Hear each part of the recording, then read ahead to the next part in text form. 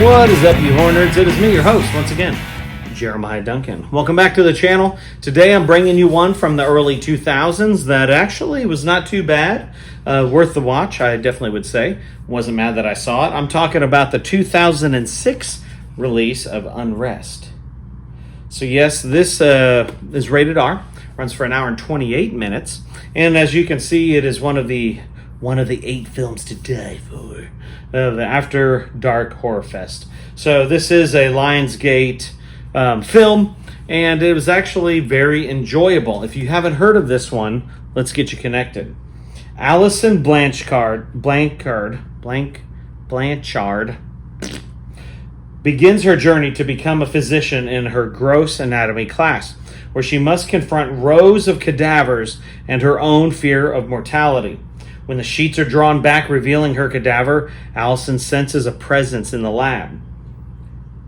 Her jaded professor chalks it up to the first-year jitters, but her worries increase when a friend is found dead in the basement. Alison must find out the truth behind her cadaver before its angered spirit can wreak further vengeance on those who dared to disturb the body. So, definitely a different route than what I was expecting for this film when I watched it. It's definitely a decent underground film that you got to watch from Lionsgate After Dark. It's a fun one. It is actually one of kind of its claim to fame is it's one of the few films out there where actual human remains were used in the film. Pretty wild, especially if you know that going into it. That kind of makes it even crazier because, I mean, there's times when they're like hooking them and lifting them up out of water and you're like, ooh, that's kind of nasty because that's a real body, you know? That's kind of makes it, knowing that going into this film definitely adds the creepy factor to it. I do like the paranormal, like revenge, help me from the grave type feel of it. That definitely was a good part of the story. It's a fun one, but the story overall is not really that great. It's okay, but it's shot well, and I definitely enjoyed the cinematography aspect of it.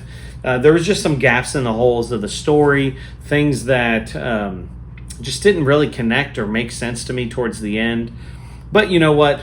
Super cool angle. I like that they're in med school because they would obviously be doing this. That's how you get them connected with the dead. And there's people messing around, not focusing like they normally do in college and things like that. And that kind of, it kind of adds to the realness of it. But again, the real cadavers thing kind of creeped me out. That's why I enjoyed this, and I'd say you should watch it for that. I'm giving it a 5 out of 10.